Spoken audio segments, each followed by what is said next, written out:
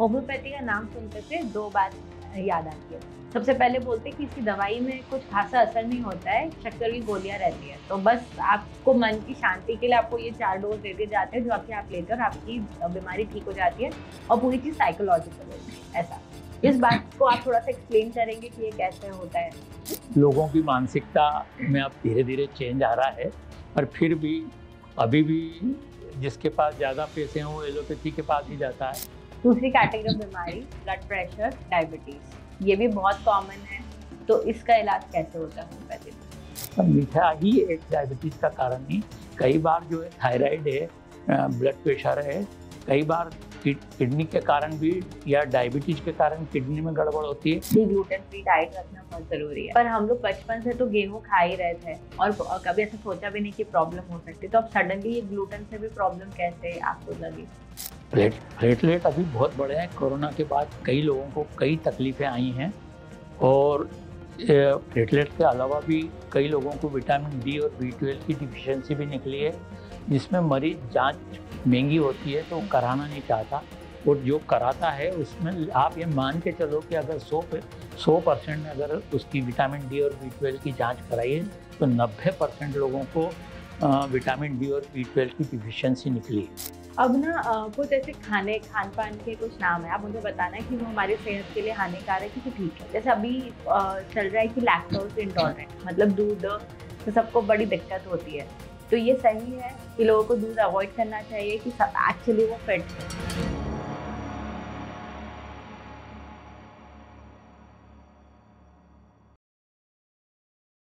Hello and welcome back to my channel. हमने हमारे channel पे अलग अलग टॉपिक्स पे बात तो जरूर करी, पर उसी में से कुछ चीजें ऐसी है जो कि हमारे आसपास होकर भी हम इतने अच्छे से उसके बारे में नहीं जानते हैं। उन्हीं में से एक टॉपिक है होम्योपैथी। होम्योपैथी एक ऐसी विधा है जिसके अंदर बड़ी से बड़ी बीमारियों का इलाज बहुत ही आसानी से हो जाता है। और आज हम इसी के बारे में बात करने के लिए हमने डॉक्टर अटोलिया जी को बुलाया है, जो कि ऑलमोस्ट 46 ईयर से होम्योपैथी को प्रैक्टिस कर रहे हैं। सो नमस्ते जी। नमस्कार जी, नमस्कार।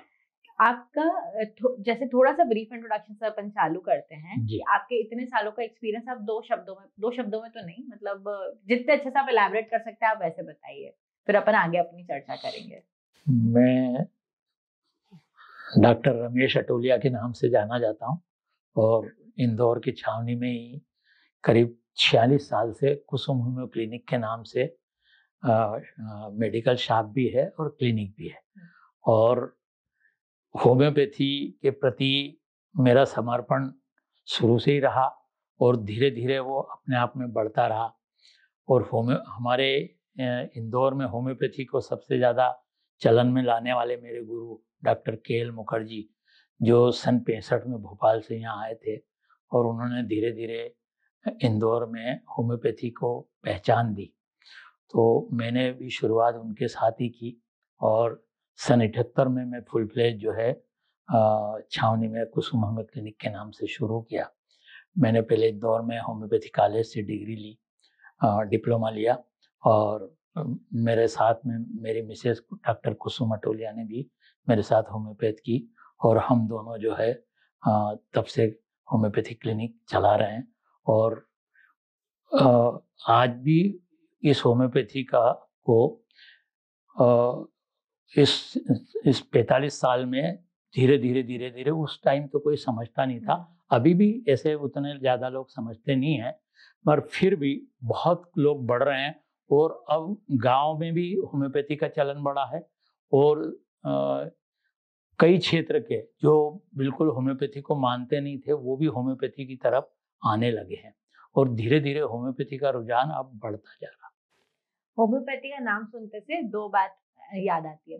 सबसे पहले बोलते हैं कि इसकी दवाई में कुछ खासा असर नहीं होता है, शक्कर की गोलियाँ रहती हैं। तो बस आपको मन की शांति के लिए आपको ये 4 डोज़ दे दिए जाते हैं, जो कि आप लेते हो और आपकी बीमारी ठीक हो जाती है और पूरी चीज़ साइकोलॉजिकल होती है, ऐसा। इस बात को आप थोड़ा-सा एक्सप्लेन करेंगे कि ये कैसे होता है? एक्चुअल में क्या है कि जितने भी मरीज हैं उनकी मानसिकता अभी तक इतने सालों से एलोपैथी की तरह रही है कि उसमें गोली भी चाहिए, लाल पीली हरी पन्नी वाली भी चाहिए, इंजेक्शन भी चाहिए, उसमें पीली पीली बाटल में चाहिए इंजेक्शन लगा हुआ। तो वो जो मानसिकता बनी हुई है उसको निकलने में देरी तो लगेगी। और ये जो शक्कर की गोली है ये सिर्फ एक खाली शक्कर की गोली है, पर इसमें हर होम्योपैथी की 4000 दवाएं, और वो दवाएं का अर्क जो है डाला जाता है, और वही दवाएं अपन मतलब होम्योपैथी में जिस भी मरीज को देते हैं तो वो काम करती है। अब उस सबके लेने के तरीके अलग अलग होते हैं, सबकी होम्योपैथी में अलग अलग पावर होती है, पोटेंसी होती है, और मरीज की हिस्ट्री लेके उस दवा को दिया जाता है। तो फिर भी अब धीरे धीरे काफ़ी लोग होम्योपैथी की तरफ रुझान बढ़ा है, और लोग अब समझने लगे हैं कि ये सिर्फ शक्कर की गोलियां नहीं है, ये हमको काम भी करती हैं, ठीक भी करती हैं, और कई क्रॉनिक केस में भी होम्योपैथी सबसे ज़्यादा कारगर हुई है। जहाँ एलोपैथी के कई जगह हाथ टिक जाते हैं, वहाँ पे भी होम्योपैथी बहुत अच्छा रिजल्ट देती है। और दूसरी बात ये याद आती है कि क्योंकि होम्योपैथी बहुत सस्ती होती है तो ये आपका इलाज नहीं करती है, क्योंकि मेडिकल, अगर हम लोग मेडिकल साइड में जाते हैं, एलोपैथी में जाते हैं, तो बहुत महंगी महंगी दवाइयाँ होती है, और ऑन दी कॉन्ट्ररी होम्योपैथी बहुत सस्ता है। तो लोगों को ये भी बिलीव लगता है कि इतनी सस्ती दवाई कैसे असर कर सकती है। लोगों की मानसिकता में अब धीरे धीरे चेंज आ रहा है, पर फिर भी अभी भी जिसके पास ज़्यादा पैसे हैं वो एलोपैथी के पास ही जाता है। होम्योपैथी में तो आदमी थक हार के आता है, और होम्योपैथी इतनी लेने में इजी है, उसके कोई साइड इफेक्ट नहीं है, लेने में इजी है, सस्ती तो पड़ती ही है।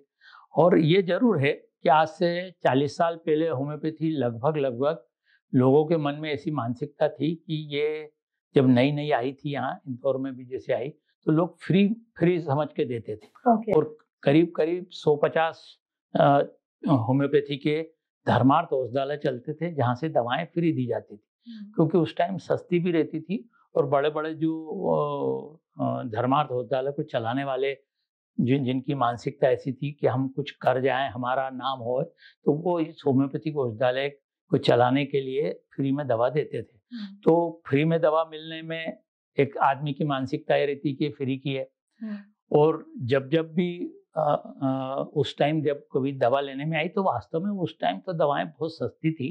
पर अभी इस 30-40 साल 45 साल में मैंने देखा है कि जिस तरीके से हर चीज के भाव बढ़े हैं, हर चीज में, एलोपैथी में भी बढ़े हैं, आयुर्वेदिक में भी बढ़े हैं, तो होम्योपैथी भी बढ़े हैं, पर फिर भी आज भी एलोपैथी के मुकाबले होम्योपैथी सबसे सस्ती है, लेने में सुविधाजनक है, और वास्तव में इसके रिजल्ट हैं।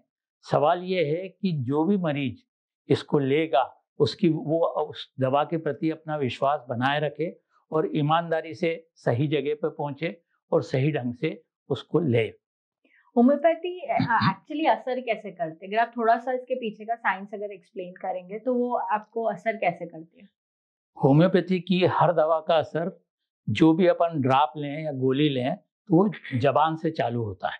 उसको 2 बूंद अगर आपने जबान पे रख दी तो उसका काम शुरू हो जाएगा, अगर आपने 2 गोली ले ली तो उसका जबान पे काम हो जाएगा। मगर अगर अपन एलोपैथी लेंगे तो हर गोली अपने को वो जब पेट में जाएगी तब जाके काम करेगी। तो सबसे बेस्ट तो ये माना जाता है कि होम्योपैथी का सारा काम जबान से शुरू हो जाता है। तो इतनी सरल और सहज चीज जो जबान पे जाते से ही काम शुरू कर देती है, उसको एलोपैथी वालों आज भी उस चिकित्सा जगत वाले मानते नहीं होम्योपैथी को। पर फिर भी अभी ऐसा समय आया है कि 5% एलोपैथी के डॉक्टर अब होम्योपैथी को प्रमुखता देने लगे हैं। उसमें मैंने इस 45 साल में देखा है कि वो एलोपैथी के डॉक्टर जो बाहर से कोई भी टॉन्सिल के लिए आता है तो वो सलाह ये देते हैं कि इसका ऑपरेशन होना चाहिए, जबकि खुद वो जानते हैं कि होम्योपैथी से 100% ठीक हो जाता है, इसको ऑपरेशन की जरूरत नहीं पड़ती है। तो जिन्होंने देखा है, चखा है, वो मानते हैं। सवाल ये है कि अब वो उनकी पैथी है, उसको वो प्रमुखता देना चाहिए। पर कुछ लोग जो हैं, जानते हैं, समझते हैं, वो होम्योपैथी को अब मानने लगे हैं, और कई एलोपैथी के डॉक्टर होम्योपैथी में टर्न भी हुए हैं। और इसको मैं ऐसा मानता हूँ कि हमारे जो होम्योपैथी के जनक हैं, डॉक्टर सैमुअल हैनीमन, जिन्होंने इस पैथी का इजाज़ 1755 में किया था, पर वो भी पहले एलोपैथ डॉक्टर थे, मगर जहाँ जहाँ उनको एलोपैथी में कई जगह उसको साइड इफेक्ट मिले और कई जगह पैथी ने काम नहीं किया, तो उन्होंने जब इस दूसरी तरफ इसको काम को संभाला और इस ढंग से यानी होम्योपैथी का इजाद हुआ, तो उन्होंने सूक्ष्म तरीके से होम्योपैथी दी और उसके रिजल्ट बहुत बढ़िया मिले। जिस तरीके से आयुर्वेदिक में अपन वात पित्त कफ को मानते हैं, वैसे ही होम्योपैथी में सोरा सिफिलिस साइकोसिस को तवज्जो दी जाती है और उसी हिसाब से होम्योपैथी को मरीज की हिस्ट्री के आधार पे बारीक से बारीक बातें पूछ के और उस हिस्ट्री के आधार पे दवाई दी जाती है। तो पुराने ज़माने में तो ऐसा तक होता था कि एक डोज देने पर भी मरीज को बहुत बढ़िया रिजल्ट मिलते थे, पर अभी समय काल परिस्थिति में बहुत सारी चीज़ें बदल गई, वातावरण बदल गया, खान पीन बदल गया, लाइफ स्टाइल बदल गई, तो उसके कारण होम्योपैथी थोड़े समय के हिसाब से 2-3 डोज दिन में या 2 दवा 3 दवा ऐसी देना पड़ता है। जैसे आपने एक दोस्त की बात बताई, मैं ऑफ कैमरा भी आपको एक इंसिडेंट बता रही थी कि मनोज बाजपेयी जी तो होम्योपैथी को सब जगह प्रमोट करते हैं, तो उनका भी कहना था कि उन्होंने उनके बचपन से ये तकनीक देखी थी और उनके पिताजी अगर जरा से बीमार होते थे उनके पिताजी होम्योपैथी डॉक्टर के पास ही लेकर जाते थे और वो कहते थे कि तब का चमत्कार होता था कि एक दवाई में हम ठीक हो जाते थे। आज थोड़ा वक्त लगता है, बट वो ठीक होने की जो एक्यूरेसी वो होम्योपैथी में सबसे ज्यादा है एक्यूरेसी। और उसके पीछे एक्चुअल में होम्योपैथ की एक साधना है कि वो उस मरीज की हिस्ट्री जिस हिसाब से लेता है और उसमें से वो एक दवा का चुनाव करता है, तो उसको जो एक दवा के चुनाव को बोलते हैं कि वो कॉन्स्टिट्यूशनल मेडिसिन, जो सारे सिम्टम कैलकुलेट करके इकट्ठा करके चुन के और निकाली जाती है। पर ये इतनी मेहनत का काम है कि हर आदमी उस पर जाना नहीं चाहता और आज का मरीज हर आदमी हर जगह जल्दी करता है। वो ये चाहता है कि मैंने आज दवा ली और कल मैं ठीक हो जाऊं। तो वो स्थिति अभी होम्योपैथी में ऐसा नहीं है कि नहीं होती। सर्दी खांसी बुखार के लिए अगर एलोपैथी 4 दिन में ठीक करती तो होम्योपैथी में भी 4 दिन में ठीक हो जाता है। पर एलोपैथी के साइड इफेक्ट आते हैं, महंगी पड़ती है, लेने में बच्चों को असुविधा होती है, वो कड़वी होती है। और होम्योपैथी आज भी जो है बच्चों के लिए मीठी गोली है और माँ बाप भी उनको देना चाहते हैं। हमारे यहाँ होम्योपैथी में बच्चों के दांत निकलने की इतनी बढ़िया दवा आती है और आज भी लाखों करोड़ों शीशियाँ एलोपैथी वाले, आयुर्वेदिक वाले और होम्योपैथी वाले भी छोटे बच्चों को दांत निकलने के लिए वो देते हैं और उसके 100% रिजल्ट है।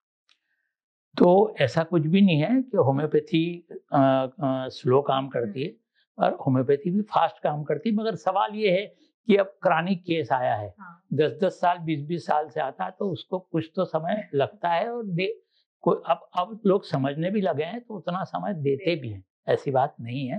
पहले जिस हिसाब से सिंगल मेडिसिन पहले भी दी जाती थी, आज भी दी जाती है सिंगल, एक डोज से भी काम होता है। ऐसा नहीं होता है कि हर जगह इकट्ठी दी जाती, पर वो जैसी बीमारी वैसी उसकी व्यवस्था। सर्दी खांसी बुखार में भी अपन एक डोज देके भी ठीक कर सकते हैं, मगर कभी कभी अभी मैंने बोला कि अभी जो काल परिस्थिति, समय और वातावरण बदल गया, अभी जो अपनी लाइफ स्टाइल डिसीज आई हैं, लाइफ स्टाइल बदल गई हैं, उसके कारण अब जो खान पीन, जैसे अपने को पहले गेहूं कैसा मिलता था या घी तेल कैसा मिलता था या मिर्ची मसाले कैसे मिलते थे, वो अब उस हिसाब से क्वालिटी में नहीं मिलते। बच्चों की टाइम टेबल बदल गए। पहले की लाइफ स्टाइल ये थी कि सुबह लोग 3-4-5 बजे उठ जाते थे और सुबह नाश्ता करके समयबद्ध खाना खा के और शाम को खाना खा लेते थे। अब लोगों की मानसिकता ये है कि रात को 11-12 बजे 1 बजे खाना खाते हैं, 4 बजे सोते हैं। तो उसके लिए होम्योपैथी अगर उसको लेना भी है तो उसको समय तो देना पड़ेगा, क्योंकि वो अपना पेट बिगाड़ चुका, अपने सारी पूरी सिस्टम को बिगाड़ चुका। तो सिस्टम जब सुधारने के लिए जरूरत पड़ती है तो उसमें थोड़ा समय लगता है। अब हम कुछ बीमारियों पर बात करते हैं। जैसे मैं आपके पास, अगर मैंने किसी को आपके पास भेजा है या मैं आपके पास आई हूँ, तो आप किसी बीमारी के लिए मना नहीं करते हो। मतलब वैसे बोलो, बाल से लेकर पाँव के नाखून तक हर बीमारी का इलाज है, और अगर नहीं भी तो आपके पास एक इंसान ऐसा होगा जो आप एग्जैक्ट बता सकते हो कि हाँ ये व्यक्ति आपको ठीक कर सकता है। जैसे सबसे ज्यादा अभी का केस बच्चों में मम्स का आता है या टॉन्सिल्स का आता है, जिसमें लाइक बच्चों को इतना बीमार होते हैं कि उनके मम्स लिटरली बाहर से भी दिखते हैं, फिजिकली भी आपको समझ में आता है कि इतनी बुरी स्थिति में। तो ऑन दी कॉन्ट्राडिक्टरी डॉक्टर्स को भी, जहाँ पे हम एलोपैथी में भी जाते हैं वहां पे भी दिखते ही हैं। तो और सबका सोल्यूशन, जैसे आपने बोला कि ऑपरेशन ही सबसे पहले सजेस्ट किया जाता है। और अगर हम होम्योपैथी पे आते हैं तो होम्योपैथी पे वो बीमारी 1 महीने में उसमें अंतर दिखने लग जाता है। तो आप कैसे वो रूट कॉज पकड़ते हो? एक्चुअल में हमारे पास जांच का तो बहुत काम कम पड़ता है। हमारे यहाँ तो कोई बड़ी बड़ी कोई बीमारियां हो तो उसमें जांच, और जनरली आजकल तो मरीज इतने समझदार हो गए कि सारी जांच करा के ही खुद लेके चले आते।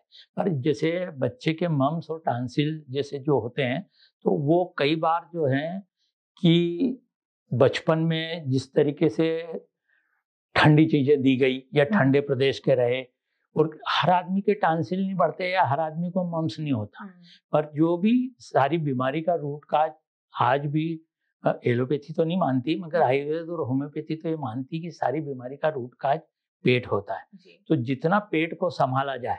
पर अब होता क्या है कि बच्चे आजकल पहले जैसे रहे नहीं कि जो माँ बाप की सब बात मान लें, चिड़चिड़े भी हो गए और जिद्दी भी हो गए, तो माँ बाप को मजबूरी में उनको जो है वो कोई चीजें ऐसी खिलाना पड़ती जिसके कारण ये तकलीफें होती हैं। अब यह हाल भयानक ठंड है और आप अभी रात को 12 बजे कोई भी ठंडी चीज लोगे तो वो नुकसान तो करेगा ही। या आप शादी में कहीं खाना खाने गए हैं और शादी में शादी वाले ने जो खाना बनाया है वो इसलिए बनाया है कि हर आदमी को पसंद आए, पर इसका ये मतलब नहीं कि आप जो है इधर खट्टा खाओ, इधर मीठा खाओ, इधर दूध पियो, इधर कॉफी पियो, इधर चाय पियो, इधर इमली खाओ। तो ये जो गलतियां होती हैं इसके कारण कई बार जो है बच्चों में भी ये शिकायत आती है, बड़ों में भी आती है, और बच्चे जो है नॉर्मल स्थिति में जल्दी पकड़ में आते हैं क्योंकि वो नाजुक होते हैं और उनको समझाने वाला माँ बाप ही है। और अब माँ बाप को इतना समय नहीं है कि बच्चे दोनों माँ बाप काम पे जा रहे हैं, सुबह से शाम तक नौकरी पे जा रहे हैं, कई बार उन बच्चों को देख रेख जो है मेड्स करती हैं, उनका ध्यान रहता नहीं है, तो बच्चे खट्टा खा रहे हैं, मीठा खा रहे हैं, चॉकलेट खा रहे हैं, पिपरमिंट खा रहे हैं, इधर फ्रिज में से चीज निकाल के पी रहे हैं, तो उनको ये तो समझ नहीं है कि मेरे को क्या लेना है और क्या नहीं लेना, तो वो उस चक्कर में पकड़ा जाते हैं। पर इसके बाद भी जैसे ही वो अगर मरीज, पहली बात तो जो मरीज की माएँ हैं या पिताजी हैं वो फेमिलियर अगर होम्योपैथी से है तो वो तुरंत होम्योपैथी में आ जाएंगे, उनको मालूम है कि हम ये 2 दिन में 4 दिन में ठीक हो जाए। और जिनकी मानसिकता एलोपैथी की वो वहां जाते हैं तो वो अब एलोपैथी के डॉक्टर के पास मान लो उसका इलाज सर्जरी तो सर्जरी की बात करेगा, आयुर्वेद वाला आयुर्वेद की बात करेगा। तो होम्योपैथी में अगर मीठी गोली से इलाज हो जाता है तो अभी आज के माता पिता जो जानते समझते हैं कि होम्योपैथी इतनी कारगर है तो तुरंत होम्योपैथी में आ जाते हैं, और बच्चा जो है मम्स यानी 2-4 दिन 5 दिन 7 दिन में भी ठीक हो जाता है। टांसिल जो है अलग अलग स्थिति में जिस हिसाब से उसकी कैटेगरी है, कोई महीने 2 महीने में, कोई 2-4-6 महीने में ठीक हो जाते हैं, 100% ठीक हो जाते हैं और ऑपरेशन की जरूरत नहीं पड़ती है। दूसरी कैटेगरी ऑफ बीमारी ब्लड प्रेशर, डायबिटीज, ये भी बहुत कॉमन है, तो इसका इलाज कैसे होता है होम्योपैथी में? ब्लड प्रेशर के लिए होम्योपैथी में बहुत बढ़िया दवा है, ऐसा नहीं है, पर होता क्या है कि जब पहली बार ब्लड प्रेशर होता है तो आदमी तुरंत एलोपैथी में चला जाता है और वहां वो दवा चालू हो जाती है। अब एक बार अगर वो दवा चालू हो गई और महीने 15 दिन ली तब तो अपन होम्योपैथी पे टर्न कर सकते हैं। और धीरे धीरे, और ये ब्लड प्रेशर अपने आप में कोई डिसीज नहीं है, ये लाइफस्टाइल डिसीज है। जैसे जैसे अपनी अनियमितताएं के कारण ही आती है। डायबिटीज भी अपने आप में अनियमितता है, अपना खान पीन सही नहीं है अपन। अच्छा, इस डायबिटीज के लिए खान पीन के अलावा लोग मीठे को कहते हैं, पर मीठा ही एक डायबिटीज का कारण नहीं, कई बार जो है थायराइड है, ब्लड प्रेशर है, कई बार किडनी के कारण भी या डायबिटीज के कारण किडनी में गड़बड़ होती है। और डायबिटीज जो है कई बार सोचने से भी जैसे बीपी बढ़ता है वैसे ही डायबिटीज भी बढ़ती है। पर मेन बात है कि सारा घूम फिर के ये है सब लाइफ स्टाइल डिसीज, तो इनको अगर आदमी सुधार ले तो बहुत जल्दी ठीक हो सकता है। दूसरी बात यह है कि एलोपैथी में भी जिस ढंग से थायराइड है, डायबिटीज है, बीपी है, किडनी के फंक्शन है, उनके लिए लगातार जीवन भर दवा लेनी पड़ती है।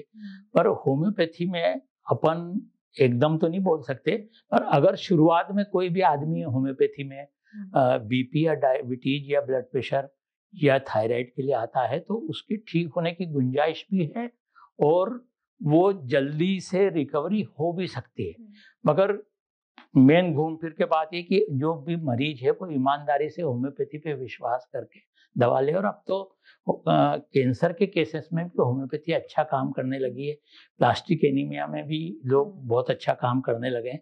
और इंदौर और एमपी और इंडिया लेवल पे अभी होम्योपैथी का बहुत विकास हुआ है और अच्छे अच्छे डॉक्टर इस पे बहुत बढ़िया मेहनत कर रहे हैं। और ऐसा नहीं है कि सिर्फ छोटी सर्दी खांसी बुखार में ही होम्योपैथी काम करती है।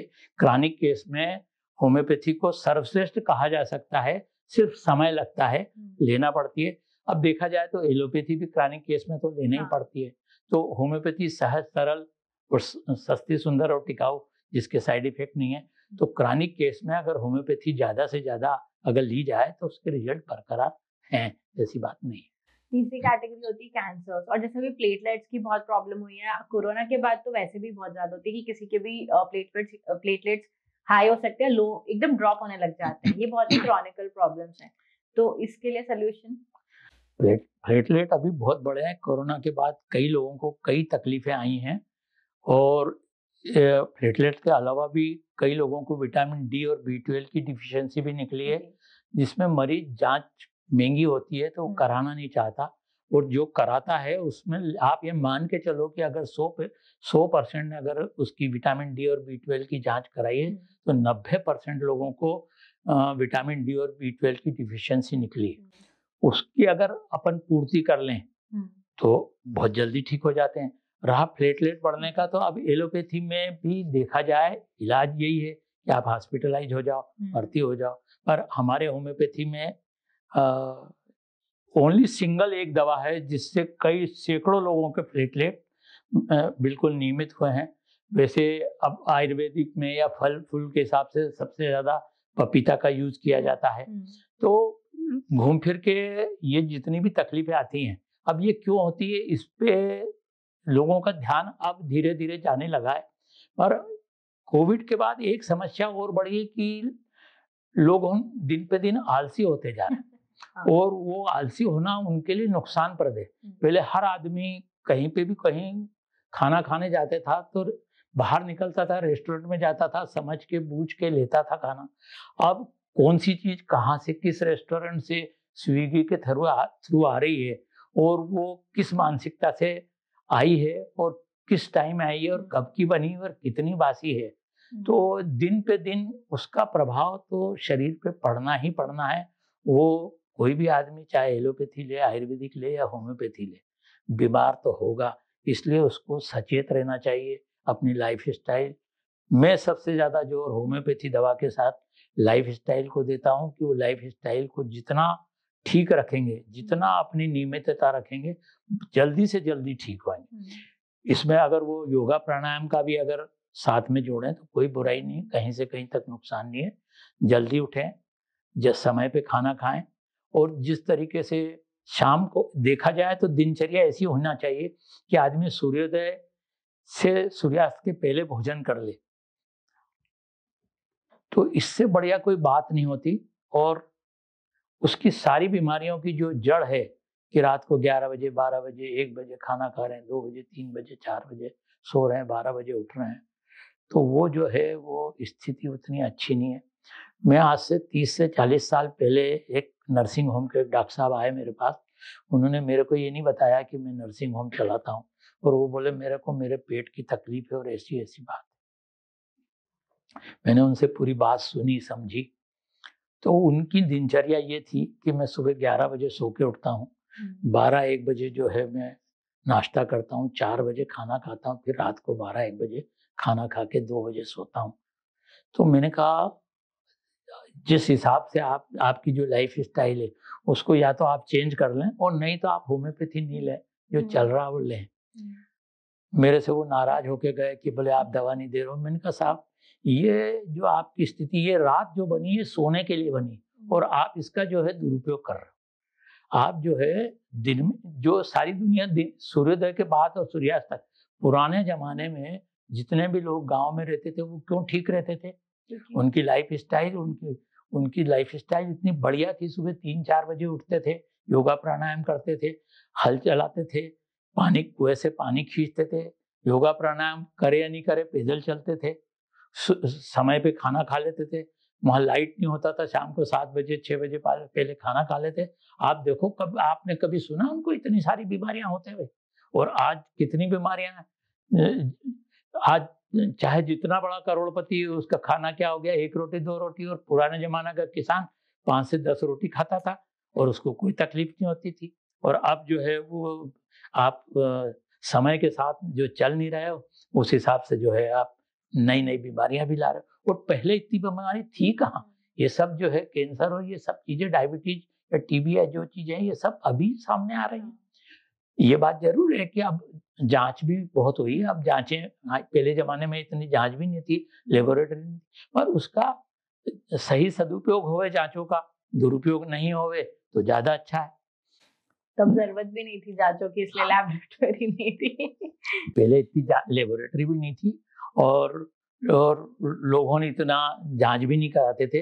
पर अब पहले हमारे यहाँ डॉक्टर, एक एलोपैथी के डॉक्टर हुए एस.के. मुखर्जी, जो उसकी नब्ज देख के सारी डिसीज जान लेते थे और वो जो दवा देते थे 1 डोज 2 डोज 4 डोज 4 दिन, वो ठीक होता ही होता था। एलोपैथी से भी ठीक होता था।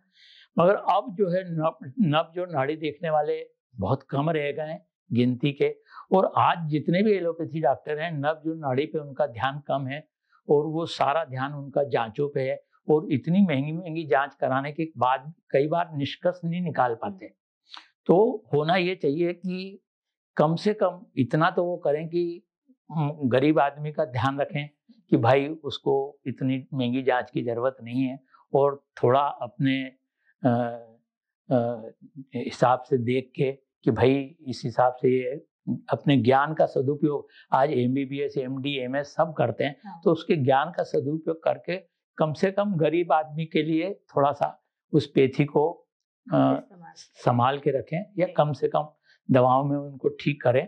जांचों की जितनी जरूरत हो उतना कराएं, ऐसा मैं नहीं कहता हूँ। पर आज भी हमारे यहाँ पे भी होम्योपैथी में ऐसा नहीं है कि हम आप स्टोन के लिए जांच कराते हैं, कई बार प्रोस्टेट के लिए जांच कराते हैं, डायबिटीज का कराते हैं। उससे हमको एक आइडिया लग जाता है कि इस मरीज को अपने को कितने समय तक दवा देना है और ये अभी किस स्थिति में। ऐसा नहीं है कि हम उस जांच को गलत ठहरा रहे हैं, पर जहाँ जरूरत है, जहाँ 6 महीने में जांच कराना है, साल भर में कराना है, वहाँ अपन हर महीने 15 दिन में कराएं। तो अब जैसे जिसके प्लेटलेट के लिए अपन लगातार जांच करा रहे हैं, रोज करा रहे हैं, तो हमारे यहाँ भी ऐसा नहीं है। अब वो मरीज आता है, हम भी देखते हैं, ऐसा कुछ भी नहीं। मगर अगर वो रेगुलर 3-4 दिन में आप देखो, आप उसको रिस्पांस मिलने लगता है, प्लेटलेट जो है वो बराबर नॉर्मल होते हैं। और आपको भी डैडी ने भी जो इलाज लिया था उससे आपको भी ये नजर आया कि होम्योपैथी, और मेरे ख्याल से काफी जितने भी आप लोगों को होम्योपैथी से जो भी आपके जानकार हैं उनके रिजल्ट मिले हैं। और जब तक होम्योपैथी में आदमी तभी आता है जब रिजल्ट मिलते हैं। माउथ पब्लिसिटी से आता है, एडवर्टाइजमेंट करने से 1 बार आ सकता है, 2 बार आ सकता है, उससे बात बनती नहीं है। और जब तक होम्योपैथी से मरीज ठीक नहीं होगा तो वो माउथ पब्लिसिटी भी नहीं करेगा। तो ये मान के चलें कि होम्योपैथी का इलाज स्लो कहते हैं, ऐसा जरूरी नहीं है हर जगह स्लो। 1-1 डोज से भी बुखार उतरता है। सवाल ये है कि वो सही चुनाव अगर होम्योपैथी दवा का हो जाए तो मरीज को ठीक होना ही होना है, ऐसा नहीं है कि वो ठीक नहीं है। और कैंसर, अब कैंसर का जो मरीज आता है वो पहली स्टेज पे नहीं आता। वो जब पहली बार तो पहली स्टेज में पकड़ ही नहीं पाता। कई कैंसर के मरीज यही नहीं पकड़ पाते कि हमको पहली स्टेज का कैंसर है, सेकंड है। वो जब डॉक्टरों के पास जाता है तो कई बार कौन सी स्टेज पे जाता है, जांच के बाद फिर बायोप्सी होती है। तो उस स्थिति में एलोपैथी में जो भी दवाएं दी जाती हैं, कीमो दिया जाता है, जो भी है, उस टाइम ऐसा नहीं है कि उसमें एलोपैथी से ठीक नहीं होते हैं। ब्रेस्ट कैंसर, कई कैंसर ठीक हुए हैं, समय उनको भी लगता है।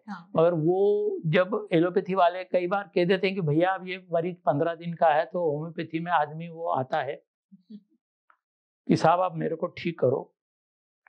तो बड़े बोल तो नहीं है, मगर आज से करीब 30 साल पहले कोलन कैंसर था एक सज्जन को, और उनके लड़के हमारे यहाँ होम्योपैथी दवा लेने आते थे। तो उनको ये कहा गया था कि साहब ये 15 दिन में जो है 15 दिन के मेहमान है। तो वो बोले मरता क्या नहीं करता। तो वो हमारे यहाँ आए होम्योपैथी लेने, और उनको करीब करीब 30-35 दस्त रोज लगते थे। हमने उसको कैंसर तो है ही, ये तो माना, पर उसको हमारी होम्योपैथी की जिस हिसाब से हम हिस्ट्री लेते हैं उस हिसाब से हम उन दवाओं का चयन करते गए। धीरे धीरे हम 35 से 30, 25, 15, 20 ऐसे 10 पे लाए। और जिस मरीज को एलोपैथी के डॉक्टर ने ये बोल दिया था कि 15 दिन का मेहमान है, वो सज्जन 74 साल की उम्र में हमारे पास 72 साल की उम्र में आए थे और वो 74 साल यानी 2 साल तक जिए। तो मैं ये नहीं कहता कि कोई बड़ी बात है, हो सकता है उसकी उम्र हो, मगर ऐसा नहीं है कि इस होम्योपैथी में कैंसर के लिए लोग बहुत काम कर रहे हैं। और अगर फर्स्ट स्टेज पे अगर होम्योपैथी में आ जाए पहली बार में, अभी मेरे पास करीब 3 महीने पहले एक लेडी आई थी जिसको ब्रेस्ट कैंसर था और वो बोले हमारे पास पैसे भी नहीं और हमको कीमो भी नहीं कराना। तो उसको हमने पहली बार ही होम्योपैथी दवा से शुरू किया और आज की तारीख में 3 महीने में उसको करीब करीब जो है 60% आराम है।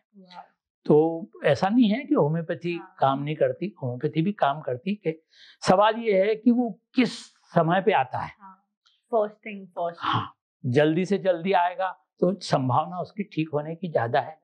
हमारे यहाँ एक और भी है कि जो ऑर्थोपेडिक लोग हैं, जब भी कोई गिरता है, पड़ता है, चोट लगती है, हड्डी टूटती है, तो वो पट्टा चढ़ाते हैं। पर वो बोलते हैं 1.5 महीना, 2 महीने, 3 महीने जो भी है लगेंगे।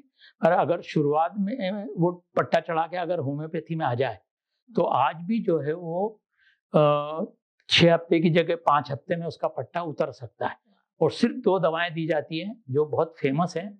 कई अभी भी जो ऑर्थोपेडिक हैं जिनको जानकारी है वो होम्योपैथी दवा उनको देते हैं और उसके बहुत बढ़िया रिजल्ट लेते हैं। अब ना कुछ ऐसे खान पान के कुछ नाम है, आप मुझे बताना कि वो हमारी सेहत के लिए हानिकारक है कि ठीक है। जैसे अभी चल रहा है कि लैक्टोज इंटॉलरेंट, मतलब दूध से सबको बड़ी दिक्कत होती है, तो ये सही है कि लोगों को दूध अवॉइड करना चाहिए कि एक्चुअली वो फिट है? पहले आप सबसे बड़ी बात ये सुनिए कि पुराने जमाने के जितने भी अपने पीढ़ी के थे, वो सब जितने भी वृद्ध लोग थे वो रात को दूध पीते थे। दूध से पूरा दूध पूरा आहार है और पूरा कैल्शियम सप्लीमेंट मिल जाता है। आज भी अपन बच्चों को सुबह सुबह दूध देते हैं, दोपहर में भी देते हैं। मगर जिन लोगों का पेट अगर खराब हो गया है, अब पेट खराब हुआ क्यों? लाइफस्टाइल उनकी बदली, तो उनका जो पेट खराब हुआ है उसके कारण दूध जो है नुकसान कर सकता है, और वो भी टेम्पररी, अगर वो अपनी लाइफस्टाइल को सुधार लें। अब आप एक बात बताइए, क्या अभी भी आयुर्वेद में ये माना जाता है कि अगर खांसी हुई है तो दूध में अपन जो है हल्दी मिला के दे दो तो वो ठीक हो जाएगा? तो कई बार अपन दूध की तासीर को भी बदल के दे सकते हैं। अब जिसके पेट खराब है अपन जो है उसको त्रिफला चूर्ण के साथ भी दे सकते हैं। कई बार अपन अरंडी के तेल के साथ भी देते हैं तो उसकी तासीर बदल जाती है। दूध जो है ये फुल फ्लेज सप्लीमेंट है, मगर हर आदमी के लिए वो मना भी नहीं है और हर आदमी की जरूरत भी नहीं है। जिसने अपने पेट को अगर ठीक रखा है वो रात को दूध ले सकता है। जिसका पेट खराब है, जहाँ उसकी अगर जरूरत नहीं है तो थोड़े दिन उसकी जगह अगर वो दूध की जगह दही लेता है, दही के फायदे बहुत हैं, दही लेना चाहिए। और दही के लिए कहा जाता है कि रात को कभी भी नहीं लेना चाहिए, और दही के साथ दही बड़े कभी भी नहीं खाना चाहिए रात को। और हर आदमी, जितने लोग भी शादी में जाते हैं दही बड़े खाते हैं और उसके साथ वो इमली की चटनी खाते हैं, वो नुकसान करता है, गला खराब होता है। तो ये आयुर्वेद ये जरूर बताता है कि कभी भी दही के साथ दही बड़े रात को नहीं खाना चाहिए और दही रात को नहीं खाना चाहिए। मगर ये बात एलोपैथी वाले नहीं मानते और उसके कारण कई लोगों को कई बीमारियां, सर्दी, खांसी, बुखार, गला चोक सारी होती हैं। तो अब जब बीमारी बढ़ा के और फिर अपन परहेज करें, उससे तो बेस्ट ये है कि अपन नहीं खाएं। या कुछ चीजें जैसे आयुर्वेद में ये भी कहा जाता है कि जो 12 महीने होते हैं उसमें एक महीने में इस महीने में दही नहीं खाना, इसमें आपको गुड़ नहीं खाना, या जो भी 12 महीने की 12 दिनचर्या बताई गई हैं। पर आज की तारीख में पर अभी भी अब धीरे धीरे एलोपैथी वाले भी ये मानने लगे हैं कि कहीं ना कहीं दिनचर्या का सुधार जरूरी है। और इसमें एलोपैथी के जो डॉक्टर भरत रावत हैं, मैंने उनके 5-6 सेमिनार सुने हैं। उन्होंने एलोपैथी के 500-500 डॉक्टरों के सेमिनार में एक ही बात बोली कि आप हर आदमी को अपनी लाइफ स्टाइल सुधारना चाहिए। उसमें जितना अपन जल्दी सुबह उठेंगे, रात को जल्दी सोएंगे, अपन योगा प्राणायाम करेंगे, घूमने जाएंगे, गर्म पानी पिएं, समय पे नाश्ता करें, 10 से 12 जब वास्तव में देखा जाए तो अपनी जो अग्नि जो प्रज्वलित होती है जब खाने का समय है वो शाम को 10 से 12 और 6 से 8 माना जाता है। अगर उस टाइम पे अगर अपन वो खाने का शेड्यूल बनाएं तो बहुत जल्दी अपन ठीक भी रहेंगे और अपने को कई क्रॉनिक बीमारियों से दूरी भी बनाए रखें। और दूसरा, जैसे दूध के लिए बोल रहे हैं, अभी आजकल ग्लूटेन के लिए भी बोला जाता है कि ग्लूटेन फ्री डाइट रखना बहुत जरूरी है। तो पर हम लोग बचपन से तो गेहूं खा ही रहे थे और कभी ऐसा सोचा भी नहीं कि प्रॉब्लम हो सकती। तो अब सडनली ये ग्लूटेन से भी प्रॉब्लम कैसे आपको लगी? ये पहले देखा जाए तो ये जो गेहूं जो अभी लोग खा रहे हैं, आज से पुराने जमाने में अगर देखा जाए तो लोग ज्वार, मक्का, बाजरा ये सब खाते थे। गेहूं उस मान से कम होता था और अभी 50-1 साल से गेहूं की मात्रा काफी बढ़ी है और लोग गेहूं पे, और आप ये भी देखिए कई जगह चावल ही खाया जाता है, कई जगह जो अपने मध्य प्रदेश में जैसे कहें तो गेहूं का चलन ज्यादा है, पर पुराने लोग अभी भी जो है मक्का, ज्वार, बाजरा पे, और अब धीरे धीरे वापस लोग उसी लाइफ स्टाइल पे आने लगे। अभी एक हमारे यहाँ जो ग्लूटेन की आपने बात की है उसके की एक होम्योपैथी दवा बनी है नई, और उस पर अभी हम रिसर्च कर रहे हैं और उसके रिजल्ट धीरे धीरे हम ले रहे हैं तो काफ़ी अच्छे मिल रहे हैं। वो डायबिटीज को भी कंट्रोल कर रही है और जो ग्लूटेन के नुकसान हो रहे हैं उसके भी वो नुकसान को कमी में आ रही है। मतलब नुकसान तो है, तो देखा जाए थोड़ा बहुत है, जिसको सूट नहीं करता उसको नहीं कर रहा है। उसको नुकसान है। और वो जैसे धीरे धीरे अपनी खाने की चीजों में थोड़ा थोड़ा बदलाव लावे, जैसे फल फ्रूट जरूरी है, सलाद जरूरी है, तो ये चीजों पे ध्यान दिया जाना बहुत जरूरी है। अब वापस आदमी को अपने पुरानी रीति रिवाजों में भी आना पड़ेगा। जैसे एक इस होम्योपैथी से हटके एक बात कहता हूँ कि पुराने जमाने में रात्रि को शादी होती थी। वो क्यों होती थी उसके पीछे कई कारण थे, पर वास्तविकता में होना ये चाहिए कि शादी हमेशा दिन में होना चाहिए और वो सूर्योदय और सूर्यास्त के पहले, जिससे पूरे मंत्रों का जो फायदा नव दंपत्ति को मिलना चाहिए वो मिले। और आप ये भी देखो कि महाराष्ट्रियन लोगों से एक चीज सीखने को मिलती है कि वो बिल्कुल घड़े के कांटे से शादी करवाते हैं। ये मैंने होम्योपैथी से हटके बात जरूर की है।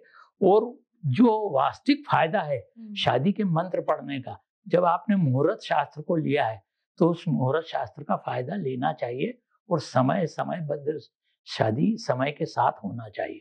ये अभी भी जो नए जमाने में नहीं हो रहा है वो बहुत बड़ी गलती है और उसके प्रभाव भी हर आदमी को मिल रहे हैं। अब वो समझे नहीं समझे वो एक अलग बात। दूसरी अभी सबसे बड़ी प्रॉब्लम है मेंटल प्रॉब्लम्स को हम देखें, जैसे एंजाइटी हो रही है, डिप्रेशन हो रहा है, या मेंटली जो अनफिट एकदम से प्रॉब्लम सबसे ज्यादा आ रही है, उसका मैंने पर्सनली एक्सपीरियंस करा था कि होम्योपैथी पे उस चीज का इलाज है। आपका एक्सपीरियंस इस बारे में एक बार आप शेयर करिए। सबसे बड़ी बात यह है कि अभी जो आज के बच्चे पढ़ लिख के सब IIT से निकल रहे हैं, वो सुबह 9 बजे से रात को 9 बजे तक बैठे हैं, उनकी मीटिंग चल रही है। वो ना तो समय पे खाना खा रहे हैं ना पानी पी रहे हैं। और आपने ये भी सुना है कि अब जैसे अगर घर में पति पत्नी है, एक नौकरी में दिन में जा रहा है, एक नौकरी में रात को जा रहा है, तो होना क्या है कि उसकी ना दिन वाले की नींद पूरी हो रही ना रात वाले की नींद पूरी। धीरे धीरे वो फ्रस्ट्रेशन की तरफ बढ़ रहा है। तो फ्रस्ट्रेशन की तरफ बढ़ रहा है तो वो जो कहीं ना कहीं उसके असर माइंड पे तो आना ही आना है। नहीं आना ऐसी बात तो है ही नहीं। और वो आज के ज़माने में अभी भी इंडिया में 20% लोग ऐसे मिलेंगे जिनको वास्तव में माइंड या फ्रस्ट्रेशन है, मगर वो खुद मानते नहीं, क्योंकि पढ़ लिख बहुत गए। मगर ये है कि जितनी जल्दी वो सचेत होंगे उतनी जल्दी ठीक भी हो जाएंगे, और उसके लिए होम्योपैथी में बहुत बढ़िया दवा। अभी आप देखिए कि इसके लिए कितने लोग जो है अपने होम्योपैथी में तो दवाइयाँ हैं ही, मगर काउंसलिंग करने वाले कितने लोग बढ़ गए हैं। क्यों बढ़ रहे हैं? कि उनको काउंसलिंग की जरूरत है, और वो काउंसलिंग में भी जाना नहीं चाहते। जाना नहीं चाहते, वो अपने आप को समझते हैं कि मैं स्वस्थ हूँ, मगर कई बीमारियां काउंसलिंग से भी ठीक हो सकती है, तो ऐसा कुछ बुरा नहीं है। और होम्योपैथी में, जैसे अब एलोपैथी में कई लोग जो है नींद की गोलियां रेगुलर खाते हैं, होम्योपैथी में हमारे यहाँ नींद की गोलियां नहीं होती, मगर अगर नियमितता से अगर देखा जाए कोई भी दवा, तो नींद की गोलियां भी छोड़ी जा सकती हैं, नींद बरकरार आ सकती है, ऐसा नहीं है। पर सवाल सिर्फ इतना है हर बात के लिए कि लाइफ स्टाइल को चेंज करना बहुत जरूरी है। जो लाइफ स्टाइल अभी 10-20 साल में बिगड़ी है, उस पर ध्यान दिया जाना जरूरी है। वो होम्योपैथी, और एक बात और है कि हर पैथी की एक लिमिटेशन होती है, उसमें एलोपैथी भी है, आयुर्वेदिक भी है, होम्योपैथी भी है। और एलोपैथी सर्जरी में सर्वश्रेष्ठ अपन मानते हैं, ऐसा नहीं है कि गलत है, पर उस पे उसकी जो पैथी है, दवाइयाँ हैं, उनके साइड इफेक्ट अपने आप में हैं। तो कम से कम दवा लेके अगर अपन ठीक हो सके तो अच्छा है। आयुर्वेदिक के अपने नियम हैं और होम्योपैथी के अपने नियम हैं, मगर अगर कोई आदमी होम्योपैथी दवा को भी अगर गलत तरीके से या डॉक्टर के बगैर पूछे लेता है, या यूट्यूब पे या जैसे कोई भी यूट्यूब के माध्यम से अगर लेता है, तो वो ठीक नहीं है। मेरे हिसाब से होना ये चाहिए कि अपन कोई भी बीमारी के लिए एलोपैथी या आयुर्वेदिक या होम्योपैथी जो भी दवा लें, वो डॉक्टर से पूछ के लें तो ज़्यादा ठीक है। क्योंकि हुआ भी ऐसा ना कि अगर आपके पास आ रहे हैं तो पेशेंट्स में मोस्टली अगर 10 पेशेंट भी बैठे तो कम से कम 4 से 5 तो डिप्रेशन या एंग्जाइटी वाले हैं, और आप बड़े ही अच्छे से सरल तरीके से बोल देते कि हाँ कोई इसमें बहुत बड़ी बात नहीं है, इसका सोल्यूशन है। तो इतना एक और भी बात है कि जो डिप्रेशन का पेशेंट है, उसको वो कहीं पे भी जाए, वो एलोपैथी में जाए, आयुर्वेदिक में जाए या होम्योपैथी में जाए, तो डॉक्टर की ये थोड़ी सी जिम्मेदारी बढ़ती है कि वो उसकी बेहतरीन काउंसलिंग करे। डॉक्टर जितना बढ़िया डॉक्टर उसकी काउंसलिंग करेगा, उतनी जल्दी वो डिप्रेशन का पेशेंट कम से कम दवा में ठीक होगा। पर अभी डॉक्टर को इतनी जल्दी है, उसके पास इतनी भीड़ लगी है कि वो उतना समय नहीं दे पाता। तो जो भी डॉक्टर अगर अपने पेशेंट को ज़्यादा से ज़्यादा समय दे रहे हैं, और होम्योपैथी में तो ज़्यादा से ज़्यादा समय जितना देंगे और जितना डॉक्टर और होम्योपैथी का मिलना जुलना ज़्यादा होगा, वो मरीज उतनी जल्दी ठीक होगा। क्योंकि होम्योपैथी में कई बार सिर से बाल से लेके पैर के नाखून तक की दवा निकलती है, और वो सिंगल रेमेडी भी निकल सकती है। पर सवाल ये है कि मरीज डॉक्टर के प्रति ईमानदार रहे और डॉक्टर मरीज के प्रति, और जितना ज़्यादा से ज़्यादा वो अपनी जानकारी दे सके, और डॉक्टर जितनी ज़्यादा से ज़्यादा जानकारी मरीज से निकलवा सके, तो होम्योपैथी के बहुत ट्रिमेंडस रिजल्ट हैं। और हमारे जो होम्योपैथी के जनक हैं हैनीमैन, उन्होंने इसको इस पैथी को उसी हिसाब से निकाला था। ये तो धीरे धीरे समय के मान से अब बहुत सारे स्थिति परिस्थिति बदली, तो इतनी सारी दवाएं देने में आती हैं, नहीं तो सिंगल मेडिसिन का ही चलन था वो। मगर उसके लिए क्या होता है कि घूम फिर के बात ये है कि मरीज के पास भी समय हो कि वो डॉक्टर को अपना पूरा जानकारी दे, बतावे, और डॉक्टर भी उतना समय देवे।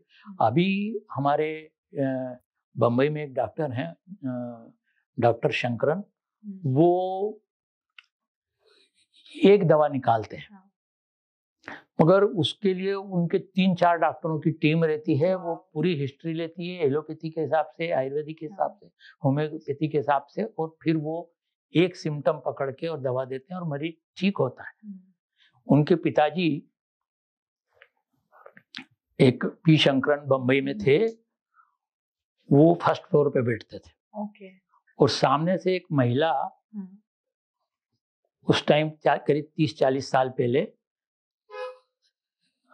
सड़क पार कर रही थी। तो उन्होंने मार्क किया कि वो वृद्ध महिला ने एक छोटा सा गड्ढा था, उसको इतनी देर तक वो सोचती रही कि मैं इसको कैसे कूदूं, पार करूं, नहीं करूं। फिर बड़ी मुश्किल से उसने पार करके और वो आए। उनको ये नहीं मालूम था डॉक्टर शंकरन को कि ये बाहर आके बैठी।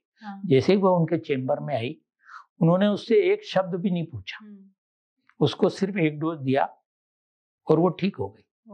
तो ये जो परखना, तो होम्योपैथी में जो मरीज के चेहरे को परखा जाता है, उसके बैठने के ढंग को परखा जाता है, उसकी बातचीत को परखा जाता है, जो इसलिए कहते हैं कि मरीज सामने होना और उसकी जो हिस्ट्री सही ढंग से लेना और उसके सही दवा का चुनाव करना, तो सिंगल दवा से भी वो मरीज ठीक हो सकता है।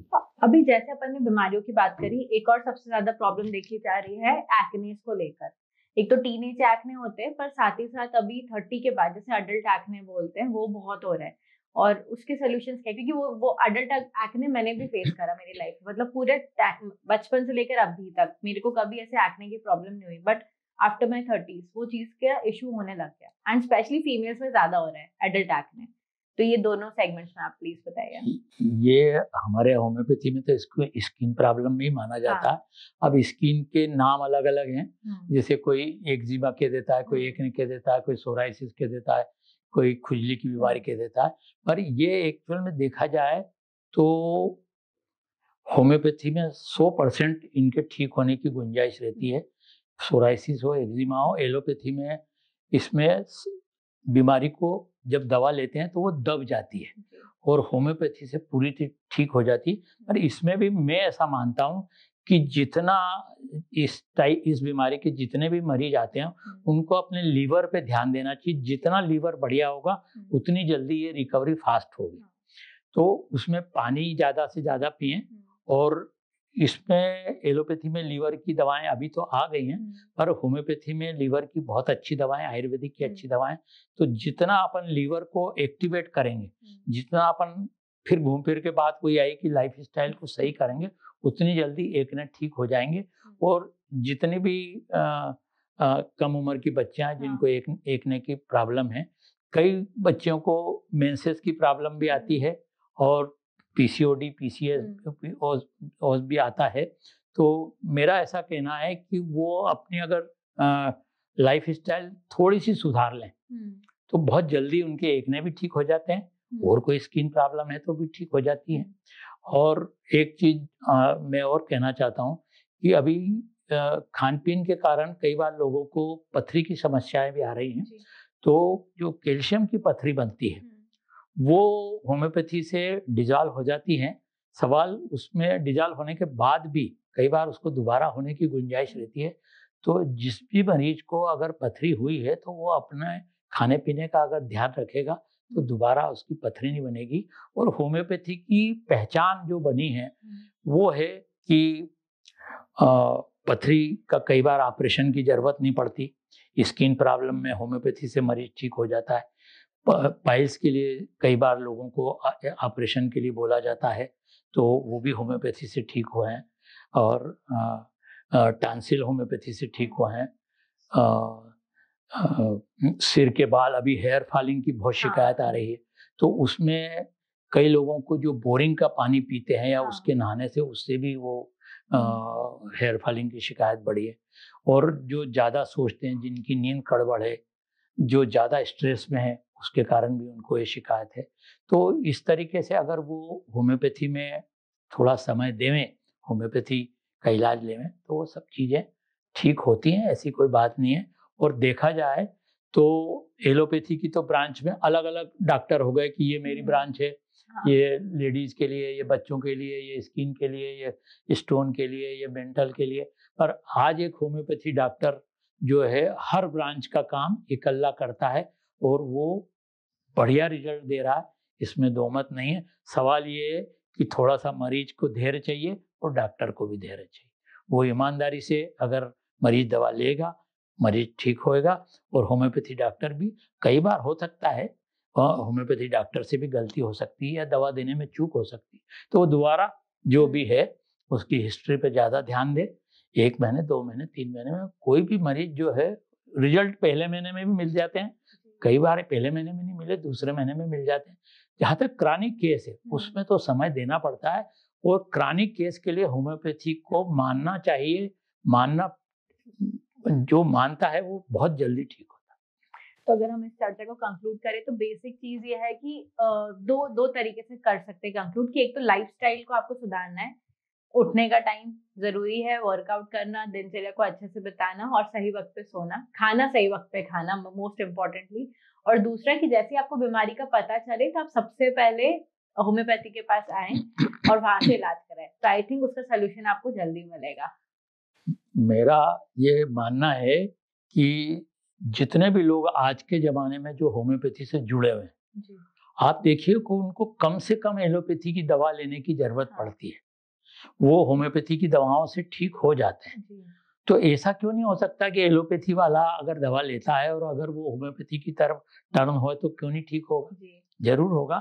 सवाल ये है कि बस उसको एलोपैथी से टर्न होने में होम्योपैथी की मानसिकता बनानी पड़ेगी।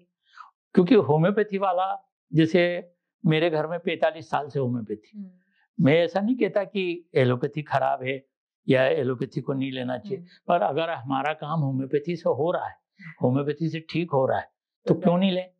लेना ही चाहिए। और कई बीमारियों में होम्योपैथी बहुत बढ़िया रिजल्ट देती है। सवाल लोगों की जो मानसिकता है उसको बदलना होगा, उसको अपनी लाइफ स्टाइल में चेंज लाना पड़ेगा, उसको अपने नियम में नियमितता लानी पड़ेगी, अपनी लाइफ स्टाइल में चेंज लाना पड़े। और होम्योपैथी दवा भी अगर वो नियमित लेगा तो ठीक होएगा ही होगा, नहीं वाली कोई बात ही नहीं है। थ्रोट भी ठीक होता है, टॉन्सिल भी ठीक होते हैं, पाइल्स भी ठीक होता है, ऑब्सेसिव कंपल्सिव डिसऑर्डर भी ठीक होता है, पाइल्स भी ठीक होती है, फिशर फिस्टुला सब ठीक होते हैं। कई बार ऐसी चीज़ें जो ऑपरेशन की स्टेज पे हैं और अगर उसने विश्वास रख के होम्योपैथी ली है तो वो ठीक हुआ है, ऐसी बात नहीं है। और हमारे होम्योपैथी के जो जनक हैं वो कई बार कम से कम 100-200 ऐसे एलोपैथी के डॉक्टर हैं जिन्होंने अपनी एलोपैथी छोड़ के होम्योपैथी में टर्न हुए हैं, और होम्योपैथी से उन्होंने उसका फायदा लिया है और उन्होंने उसके ऊपर बहुत बड़ी-बड़ी किताबें भी लिखी है। नहीं, थैंक यू सर आने के लिए, बिकॉज ये सबसे इम्पोर्टेंट टॉपिक है, one of the most important topic, क्योंकि अभी हम लोग भी सेलिब्रिटी या बॉलीवुड वर्ल्ड से जुड़े हुए और वहाँ पे भी बहुत सारे सेलिब्रिटीज इस चीज को फॉलो करते हैं। अंतर सिर्फ इतना था कि अभी जो आम जनता है वो इतनी अवेयर नहीं थी, इसलिए एक छोटा सा इंट्रोडक्टरी सेशन बहुत जरूरी था इस टॉपिक पे बात करने के लिए। तो थैंक यू अगेन इसके लिए। बहुत बहुत धन्यवाद।